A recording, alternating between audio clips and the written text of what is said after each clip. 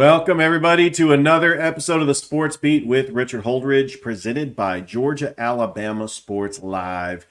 As you are listening to us on Home of Southern Sports, WQEE 99.1 FM, The Key, and I'm your host, Richard Holdridge. As on Monday's show, like I always do, I try to go the full hour. I don't have a guest because there's so much stuff to cover over the weekend.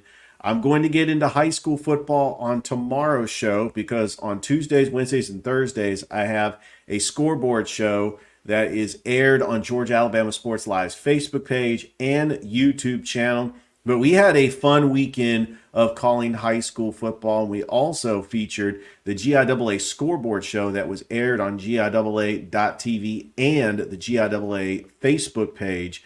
And so it's been a lot of fun. I'm actually away for a couple of weeks, but I'm still doing shows, and I'm excited about just recapping not all the games in college football in the NFL, but I'm going to take 11 games. I'm going to analyze them, going to talk about them, and then I'm going to have some quick hitters. I'm going to get into the series with the Dodgers and the Braves as the Braves played on Sunday night, and I'm also going to talk about Caitlin Clark, the WNBA, making records. Just couldn't get past the Las Vegas Aces. And Atlanta United ended up taking on Nashville SC. It looks like their season's almost over. They're definitely out of the playoff contention. And also, Columbus State Soccer getting a big win on the road against Emory-Riddle. So without further ado, let's go ahead and break down the college football games. By the way, the new AP poll came out. So for the third week, I will have my college football playoff projections. It changes from week to week, just depending on how the teams do. I like having fun with this, and you could see I had a little fun and I got a little crazy on this projection as well. Don't forget that we had yesterday the Kutsu Sports Show with Rick Beach on Georgia Alabama Sports Live. A big shout out to Rick Beach for filling in for me on the Georgia Alabama Sports Live show while I am away. I know that Rick Beach and Noah Shelton are great personalities that are able to fill in when needed. And I wish I could be there, but, I have a work obligation. And I'm looking forward to coming back on the 28th to maybe call some games and to do the GIAA scoreboard show. There will be scoreboard shows and everything because I'll do all those remotely while I'm away. But let's not waste any time. Let's get into the first college game that I want to talk about. I'm only going to talk about 11, and then I'm going to have some quick hitters on some of the games that happened. All right, we're going to start with Georgia and Kentucky. I mean, yes, Georgia was a huge favorite. And yes, this is the third year that they went up to Lexington, and it was a physical game, low-scoring game. It was the most times that Kentucky's defense just physically punched Georgia in the mouth, especially in that first half. And it was the lowest yard total that Georgia had in the first half since 2009 when they were taking on LSU. I remember that game. I remember Joe Cox just could not move the ball down the field. A.J. Green was a freshman that year. That was the game that A.J. Green had that celebration and it tacked on 15 yards, and LSU ended up winning the game. The offense for Georgia was non-existent in that first half. The only reason why they got that field goal is because of the big sack fumble recovery that allowed them to get the field goal. Look, the Brock Vandagriff knows Georgia, and he had some moments in this game. Brock Vandagriff, I'm telling you, Kentucky played as hard as they could possibly play, and they feel like they could have won. There was a pivotal moment in the game when Georgia went up 13-9. Kentucky was driving. Kentucky had an opportunity to go for it. They decided to kick the field goal. And I get it. I get why they chose to kick the field goal, mainly because they trusted their defense to try to get a stop. Georgia has not allowed a touchdown yet. In fact, they haven't allowed a touchdown in the last 4 games. And Kentucky felt they were confident that their defense could stop Georgia and they can get the football back. Well, they got the football back with about 9 seconds left to go, and that wasn't enough. And Georgia survives and advances. I'm hoping that this game is bulletin board material for Kirby Smart because they got the bye and then they play Alabama in 2 weeks. I cannot wait for this game. This could be a testament for both teams because I do think that Georgia, even though they had some injuries, Tate Rutledge was injured. I think that may have had a big difference. Michael Williams still was injured. He didn't play in this game.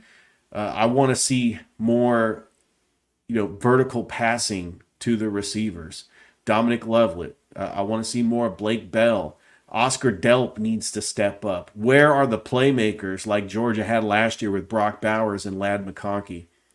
And Georgia seriously thought that they were going to just waltz into Lexington and get the win because they thought that Kentucky wasn't all that great because they got blown out by South Carolina the week before. But we'll see how it goes. And let's talk about those Alabama Crimson Tide.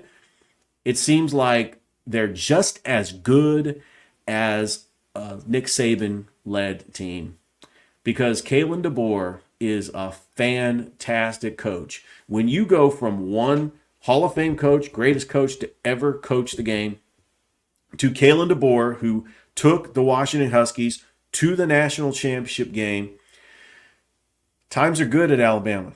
They really are.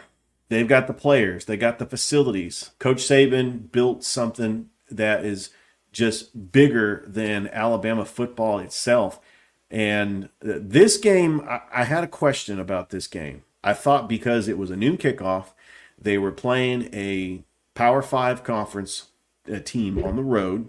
They've done this before. This kind of had a feel to that game a couple of years ago when they beat Austin 20-19, but it was a noon kickoff. It was hot. It was humid, and they almost lost that game. I thought just a Luke Fickell-led team. They were 2-0. Maybe Wisconsin is a top team in the Big Ten. You got Camp Randall Stadium.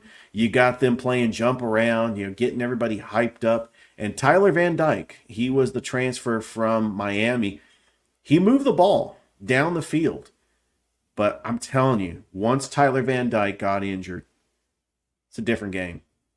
And I didn't think Wisconsin had a chance anymore. Jalen Milroe, he has really made his case to win the Heisman even greater. That 3 touchdown passes, 2 touchdown runs. He might be the most electric, explosive player in the game right now. And by the way, 17-year-old Ryan Williams should be in high school. He should be a senior at Saraland. And he doesn't turn 18 until February. And he has just been the most impactful freshman that has been in college football this season. And Alabama will also get the bye. And they are currently ranked 4th in the latest AP poll. I actually was shocked. I thought maybe Alabama would leapfrog Georgia, but Texas ended up leapfrogging Georgia in the new AP poll.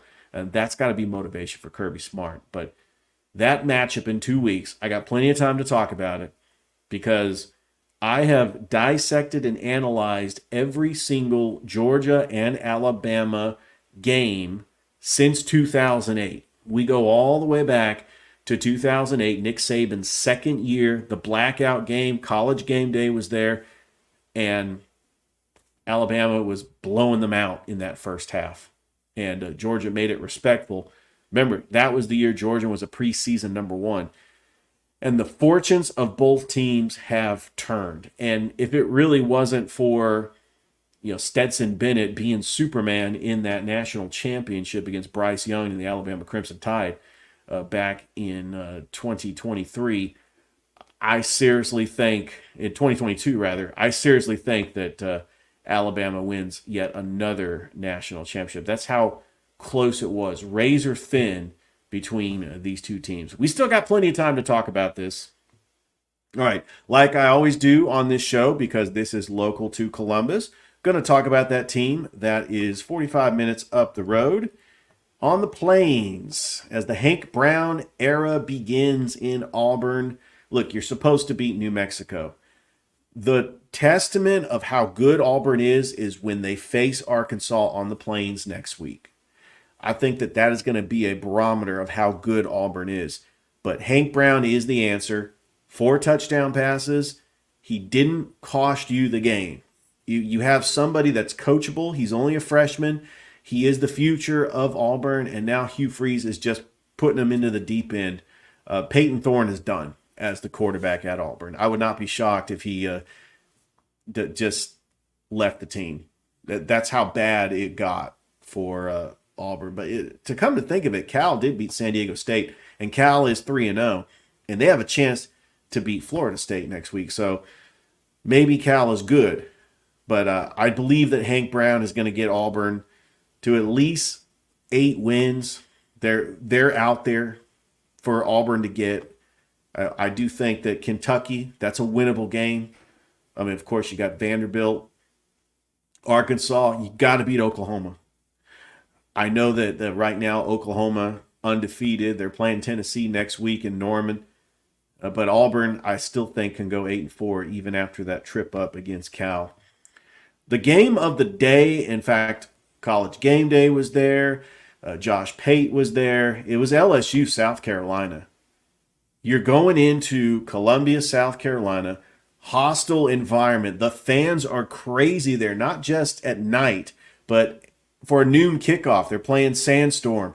The fans are nuts in Columbia, South Carolina. They go up 17-0, but LSU proved physically at the line of scrimmage, LSU is the better team, and LSU finds a way to win. Just imagine what the scrutiny would be if you had Brian Kelly lose another game and LSU would be 1-2.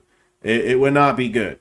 So this is a huge win for LSU. They survive and get the 36-33 win over South Carolina.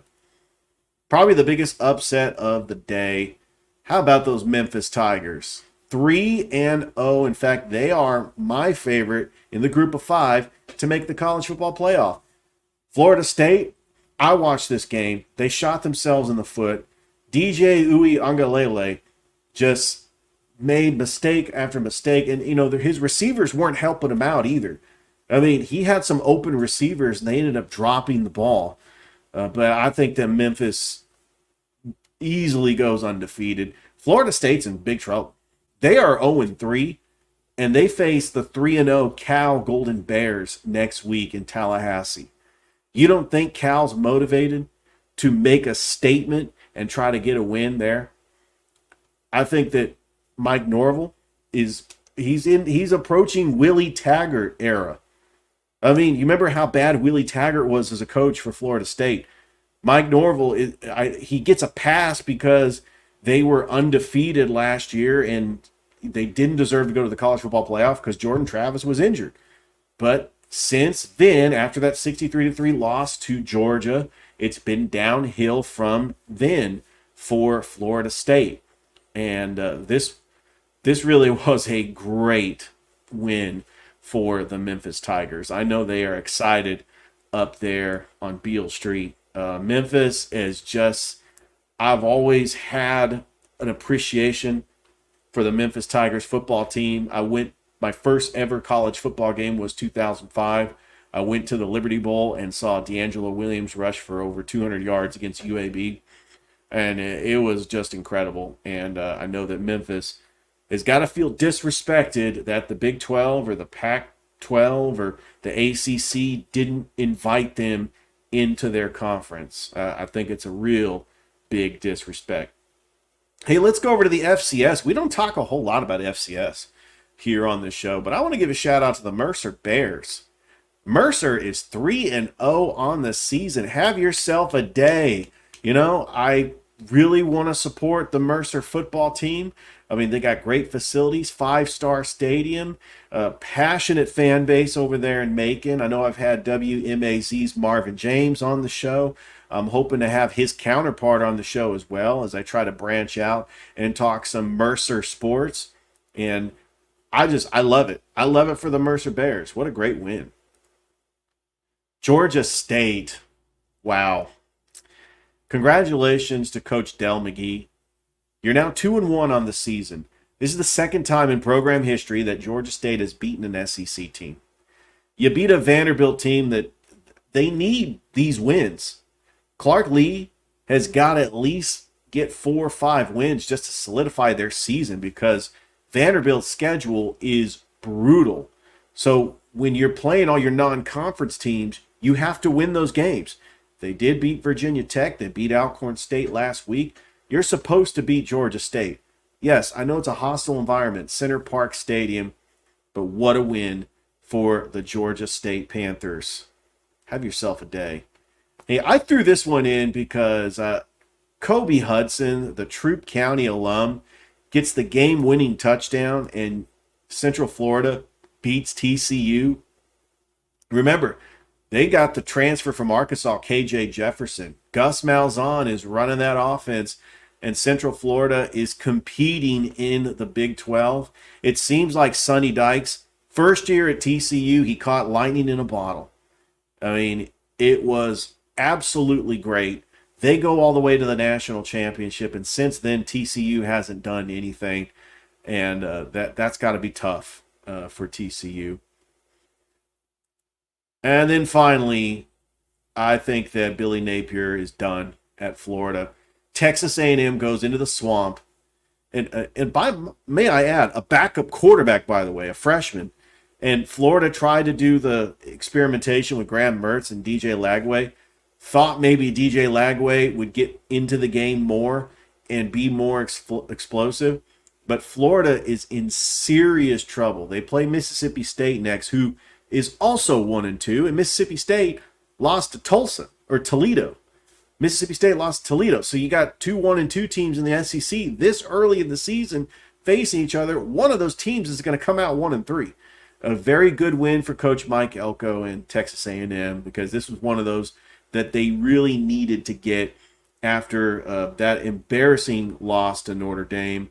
Some of the other quick hitters in college football, I'm just going to go through these really fast. We got Michigan barely survived against Arkansas State.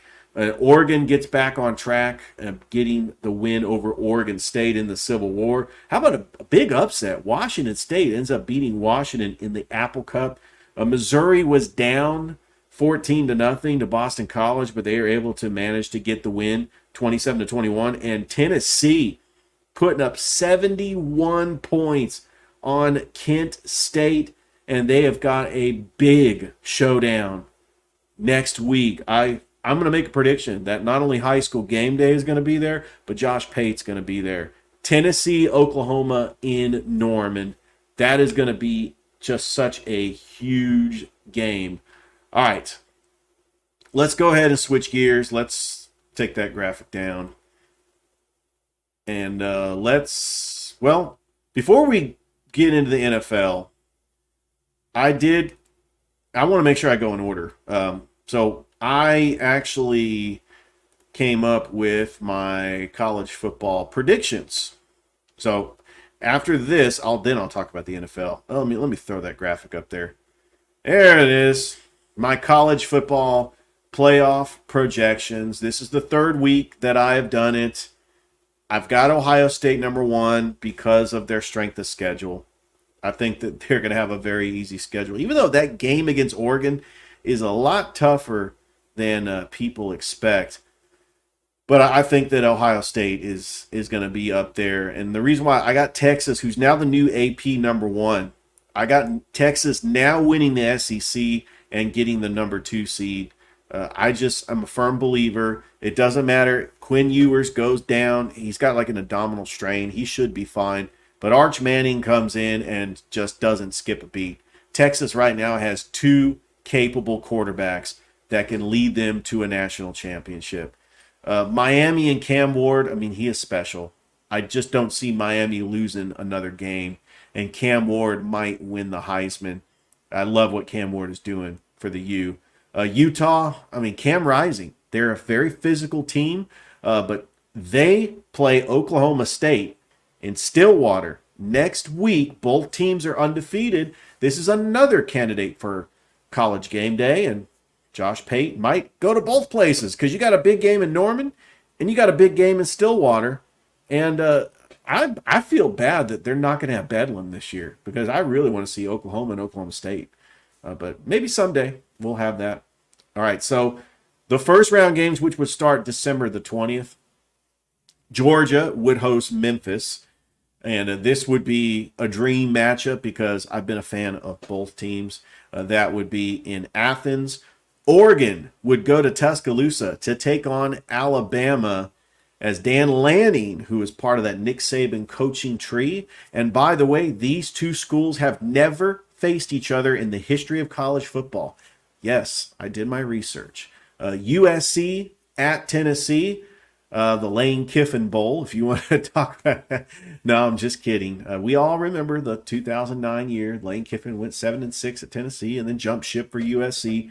And then I threw this one in for fun because I love what Dylan Raiola is doing at Nebraska. And I'm thinking if Nebraska can get on a roll, I think they could sneak into the college football playoff. So I have Nebraska taking on Ole Miss, which means I added Oregon. And I had USC from last week. That's 4 teams from the Big Ten. I mean, that's pretty impressive. And I think that I like to just having fun with that. All right, here's my quarterfinal predictions. I changed up the bowls a little bit. The Rose Bowl would be Ole Miss and Ohio State. The Sugar Bowl would be the Rick Barnes Invitational, Tennessee and Texas. How about that? And 2 SEC opponents, of course. Alabama and Miami in the Peach Bowl. And Georgia going to Arizona to take on Utah in the Fiesta Bowl.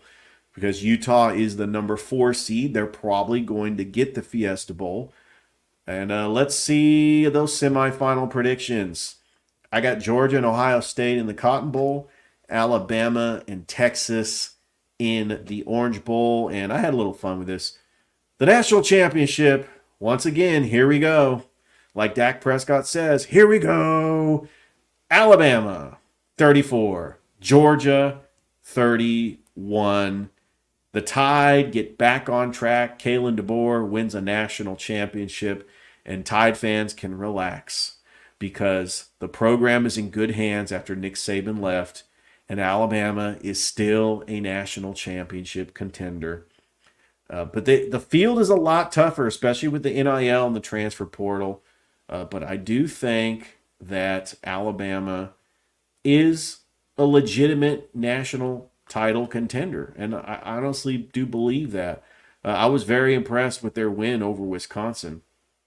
See, what the thing about Alabama is they had Caden Proctor and Elijah Pritchett in on the offensive line. You have your 2 bookend left tackle and right tackles.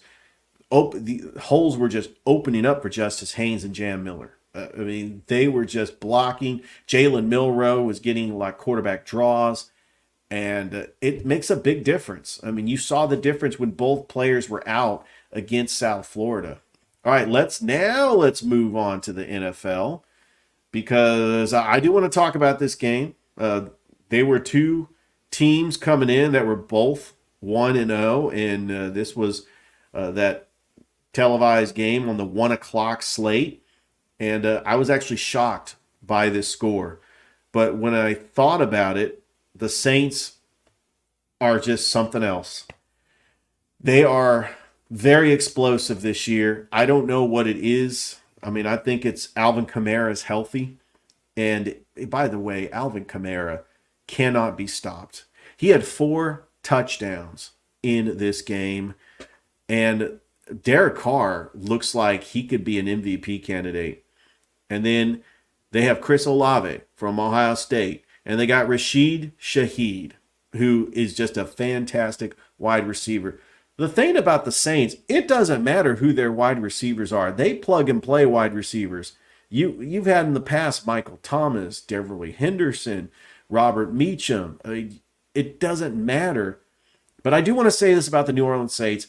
I hope that all wounds are healed and they make a documentary on Bountygate. I want to see a documentary on Bountygate. I know that a lot of people do not like the Saints, especially Falcons fans. They are laughing at them because they had 4 straight seasons toward Drew Brees' twilight career where they had heartbreaking losses. The Miracle in Minneapolis, the controversial no pass interference call, the push off by Kyle Rudolph, and then Tom Brady during the COVID year. The 4 straight years of heartbreak in the playoffs. How about this score? Malik Willis, have yourself a day, brother. Malik Willis comes in for the injured Jordan Love and beats the Indianapolis Colts. And I was shocked because Malik Willis came into this game with like a 38 passer rating, which is crazy. I mean, he didn't light the world on fire. He did, pass for 12 of 14, 122 yards and a touchdown, which was not bad. But it was Josh Jacobs who rushed for over 150 yards. Josh Jacobs is an upgrade from Aaron Jones. That's all I got to say. And I think that Green Bay is going to be fine. Malik Willis is a capable quarterback that can hold down the fort until Jordan Love gets back. And one thing I noticed, Jordan Love did not go on IR. I mean, he could be back in a couple of weeks, so we'll see about that. Hey, the battle of two 1-0 teams. Shocking, Seattle gets the win in overtime over the New England Patriots. Seattle is 2-0, and I had a list of 2-0 teams that, are kind of shocking. They are 2-0. Seattle, Pittsburgh, and Minnesota. And some of the teams that I think that, they should be 2-0 and playoff teams, Buffalo, the Chiefs, the Saints, Buccaneers, and Chargers. I mean, I'm not really shocked that the Saints are 2-0. I'm a little shocked that the Buccaneers won today, but they are 2-0 as well. Hey, congratulations to Aaron Rodgers getting his first win as a member of the New York Jets as the Jets get back on track. Tennessee is not very good. I don't think Will Levis is the answer at quarterback. But they have just an identity crisis when they let Derrick Henry go. I think Tony Pollard is a backup running back. I mean, he is not the guy. I saw a little bit of this game because I have the NFL Red Zone channel. And Calvin Ridley, he's fast. He made some spectacular plays. But the Jets just needed a bounce-back game.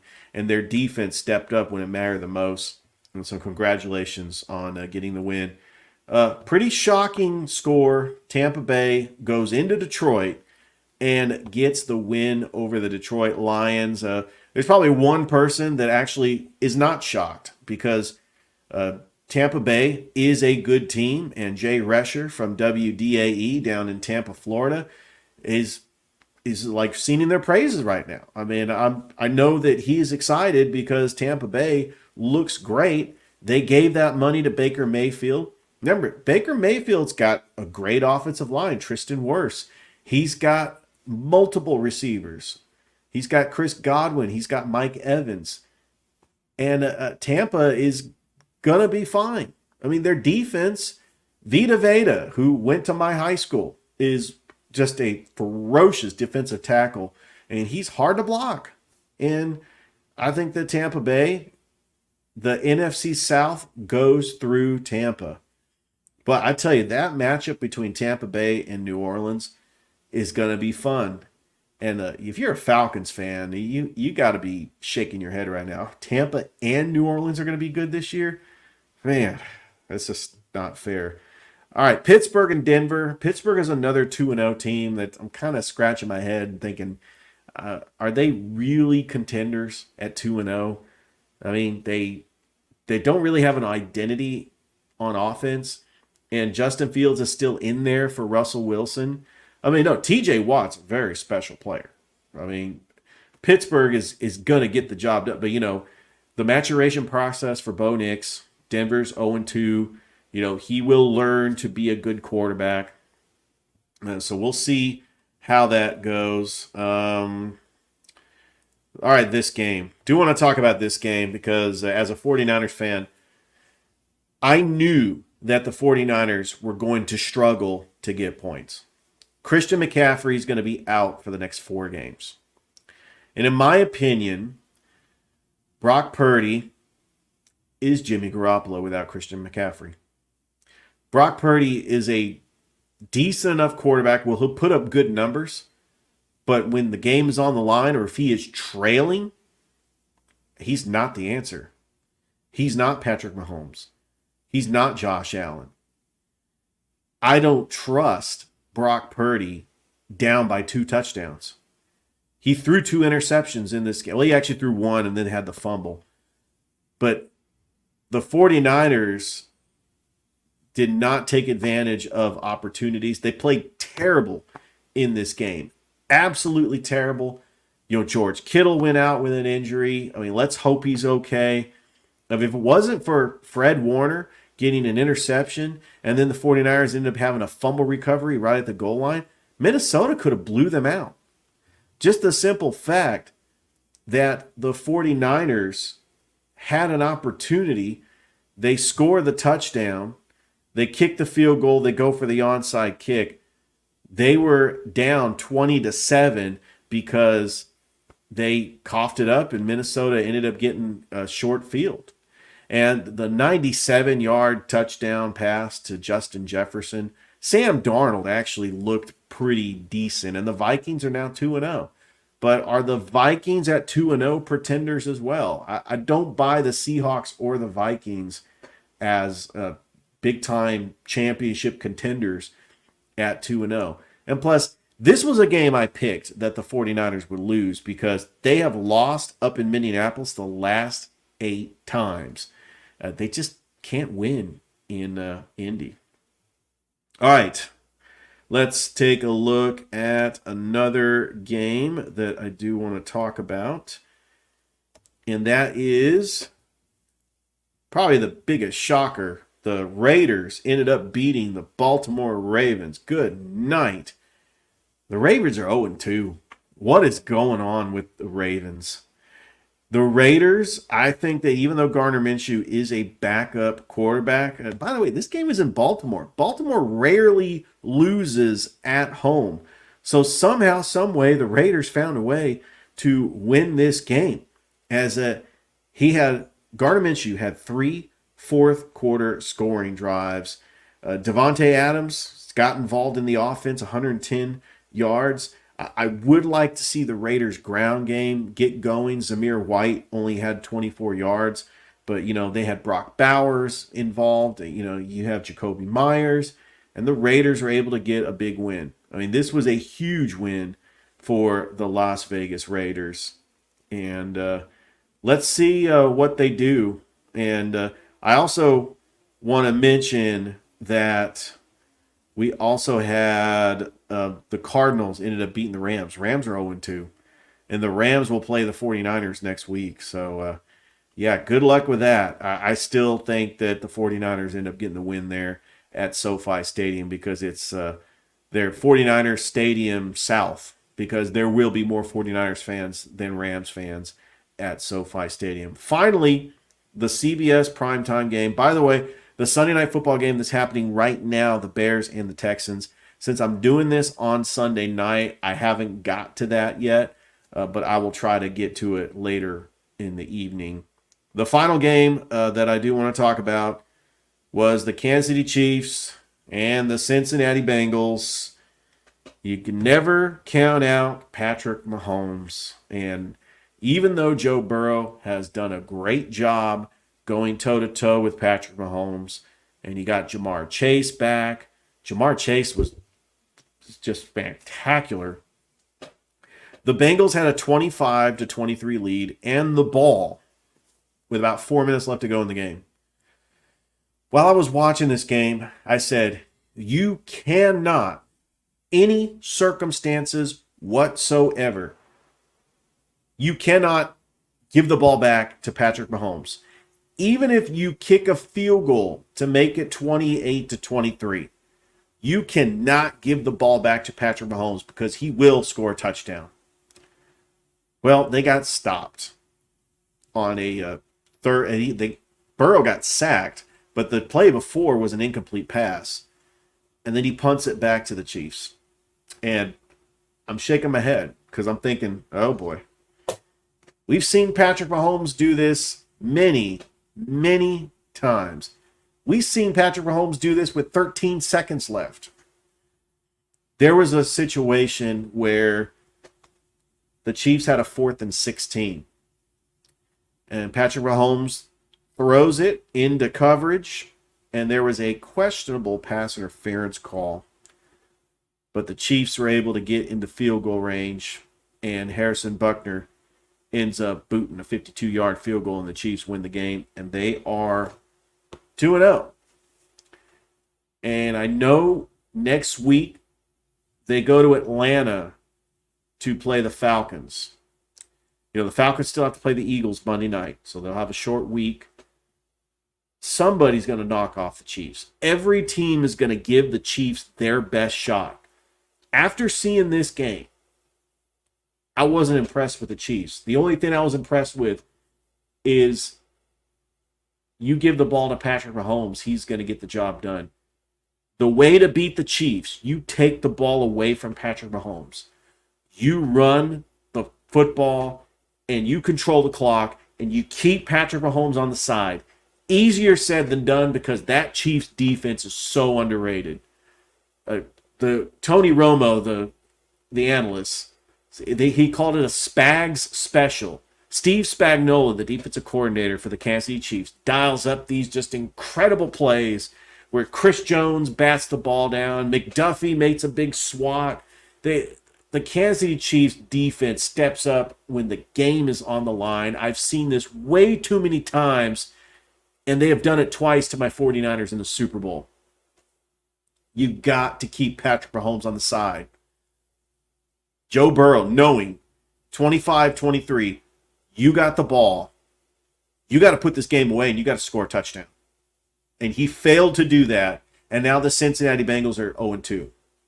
Think about this. The Pittsburgh Steelers are 2-0. The Ravens and the Bengals are 0-2. The Browns are 1-1 after beating the Jacksonville Jaguars. All right, I'm going to run down the other NFL scores. Yeah, no, I don't have a graphic for those. I just have the graphic just for the scores that I, am going to really touch up on. By the way, the Houston Texans do lead the Chicago Bears in the second quarter, 10-3. All right, so you got the Browns beating the Jaguars, 18-13.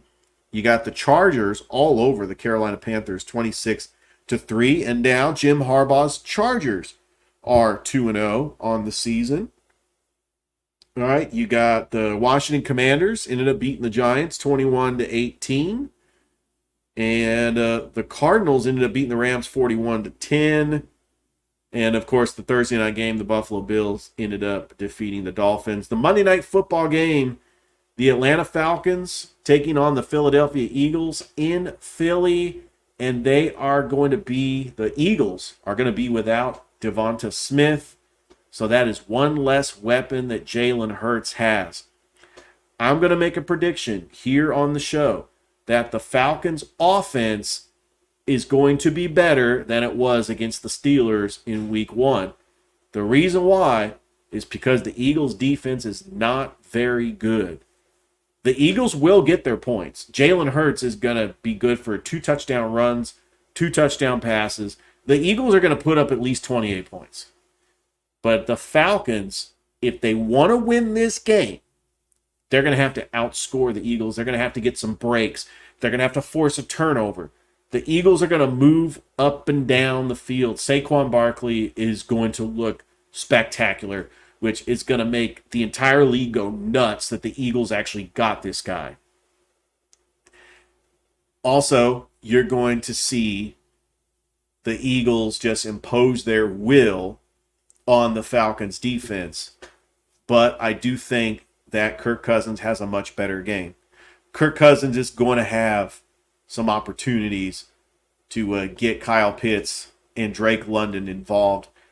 You got to get Bijan Robinson and Tyler Algier involved. You have to run the football. One of the biggest weaknesses is that D-line for the Philadelphia Eagles. I think their linebackers are pretty weak too. You got to run the football. You got to keep Jalen Hurts on the sideline. And like I said, easier said than done. The Falcons don't do very well up in Philly. I mean, I got to go into the history books. I can't remember the last time they actually won up in Philly. It's been a very long time. This is going to be a very tough game. And it doesn't get any easier for the Falcons because they play the Kansas City Chiefs on Sunday Night Football next week. We're looking at an Atlanta Falcons team that could go 0-3, and then that's when Falcons fans hit the panic button. Time to put in Michael Penix Jr. I still think it's too early, but hey, I'm not a general manager. I'm not the coach. They know these two quarterbacks. They see them during practice. I still think Kirk Cousins is the answer. I just think it might have been first game jitters, new offense. Steelers have the best defense in the league, or one of the best defenses in the league. I think that Kirk Cousins is going to have a little bit better outcome in this game. All right. I was able to wrap up the college football and the NFL recap here on the show. We're at about the 40-minute mark. Do want to touch up on the Atlanta Braves. Top of the seventh. I'm going to keep an eye on that game. They have beaten the Dodgers twice so far. Phillies beat the Mets.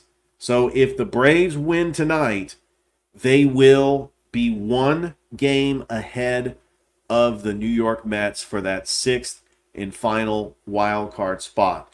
So here's what the National League looks like right now. The Phillies would get the number 1 seed. The Dodgers would get the number 2 seed. But don't look now because the Brewers are just a game and a half behind the Dodgers. If the Dodgers lose today, and if they lose to the Braves, if the Braves just sweep the Dodgers are in danger of missing out on the number 2 seed. They could end up getting the number 3 seed because Milwaukee is right behind them. They would be the number 3 seed. Your wild card playoff teams right now would be the San Diego Padres. They would be the number 4 seed. The Diamondbacks, who went to the World Series last year, would be the number 5 seed, and the Braves would be the number 6 seed. Over in the American League, right now, the team with the best record is the New York Yankees. Is this the year that the Yankees finally make it to the World Series, first time since 2009? They are the number 1 seed right now. The Cleveland Guardians would be the number 2 seed. Houston, which is a dangerous number 3 seed, would be the number 3 seed. They have made it at least to the ALCS every single year since 2017. They are the new dynasty in baseball. 2 World Series titles. It doesn't matter who their manager is. And the Houston Astros have overtaken the Seattle Mariners in the AL West to get that number 3 seed. Your wild card teams right now would be the Baltimore Orioles. They are right now the number 4 seed. The number 5 seed, how about this team? The Kansas City Royals. Boy, the city of Kansas City right now has got to be celebrating. Remember, the Royals won the World Series back in 2015. The Royals are back. How about that? And then the team that has the 6th and final playoff spot would be the Minnesota Twins. On the outskirts looking in is the Seattle Mariners, and then the Boston Red Sox. They kind of are a long shot. I was hoping, they'd have a good series against the New York Yankees, but the Yankees ended up taking that series. So a lot to talk about. WNBA right now. The Atlanta Dream, they ended up getting the win over the Washington Mystics, 76-73 in overtime. And the Indiana Fever ends up defeating the Dallas Wings 110-109 as Caitlin Clark had 35 points. Caitlin Clark is going to win Rookie of the Year. And part of it is because Angel Reese got hurt with an injury. Also, Indiana is going to make the playoffs. They are 20-19. Bring it. I think that first round matchup, if they play the Connecticut Sun, I want to see Caitlin Clark matched up with Dejanay Carrington, who is considered the glove of the WNBA. She is pretty much the equivalent of Gary Payton. Dejanay Carrington on Caitlin Clark. That's what we want to see in the WNBA playoffs. And then MLS, well, Atlanta United, they fell to Nashville FC, SC rather. They are currently in 10th place, and they are 5 points back of Toronto FC. So it's been a tough year for Atlanta United. Speaking of soccer, locally here in Columbus, congratulations to Coach Itlick and the Columbus State Lady Cougars for getting the win over Embry-Riddle. And when the new poll comes out, I mean, they were ranked 17th. I know that they're going to jump up in that as they are now 4-0 on the season. Congratulations. Don't forget, on Tuesday, I will have my high school football recap show. I'm going to break down all the games that we have done. I was at Otis Spencer Stadium for Northside Carver. Carver ends up beating Northside 26-0. Rick Beach from Kutsu Sports was at Calvary Christian as Flint River Academy defeats Calvary 28-0. And Thrift Behringer and Michael Peacock was at Glenwood as the Glenwood Gators are 4-0 on the season as Glenwood ends up getting just an incredible game, 36-14. Some of the other scores in high school football: Central defeats Dothan 42-35. I'm going to have Philip Jordan on this week, and we'll talk about that game. How about the Brookstone Cougars? They get the 38-0 win over Southwest Georgia Academy. You had Columbus getting their first win of the season, defeating the Jordan Red Jackets 17-13. Schley County over Chatco 42-16. Carver and Montgomery, who is considered one of the top teams in 7A, they to get the win over Smith Station 26-7. You also had LaGrange ended up defeating Fayette County 42-3. Auburn goes down to Enterprise, and they are still undefeated as they get the 53-22 victory over the Enterprise Wildcats. Sumter County over Kendrick 36-0. Lee Scott Academy is still 4-0 as they defeat the Beulah Bobcats 24-7. And finally, Saturday morning, the Russell County Warriors went to the Camden Bowl, and they got a huge win over Percy Julian, 49-19. Russell County is 3-1 on the season, and they are 2-0 in the region. Don't forget that we also, oh, by the way, there was a college football game at A.J. McClung Memorial Stadium over the weekend. I want to just give a shout out to Bethel University took on Thomas University down in Thomasville at A.J. McClung. We're going to have 2 more college football games coming up this season. October the 5th, we got Tuskegee and Morehouse. It's coming back to the Fountain City. Excited about that. And then November 9th, the Fountain City Classic. Albany State taking on Fort Valley State. I cannot wait. That is great just to have college football at A.J. McClung Memorial Stadium. All right, week 6 coming up this week. We got 2 games on Thursday. We got Carver and Columbus at Kinnett Stadium. Jordan is taking on the Spencer Green Wave at Otis Spencer Stadium. LaGrange is actually traveling down to Griffin. They're going to take on Spalding on Thursday. And then you got Glenwood taking on Beulah on the road. Calvary is hosting Skipstone Academy. Pacelli is hosting Whitfield Academy. Harris County, 4-0 on the season, fresh off their bye, traveling to Jonesboro with a chance to be 5-0 for the first time in school history. Sumter County is at Kinnett Stadium on Friday against Shaw. Kendrick is taking on Hardaway down at Otis Spencer Stadium. Brookstone is hosting Stratford Academy. Russell County is hosting Park Crossing. Opelika hosting Smith Station. Central hosting Enterprise. These fantastic games. Lee Scott is going to be on the road up in Wedowee taking on Randolph County. Auburn is taking on Johnson Abernathy Gratz. Troup County is hosting Fayette County, and the Valley Rams are hosting Marbury. Well, this really has been a fun show. Thank you so much, everybody who has tuned in and watched the Sports Beat.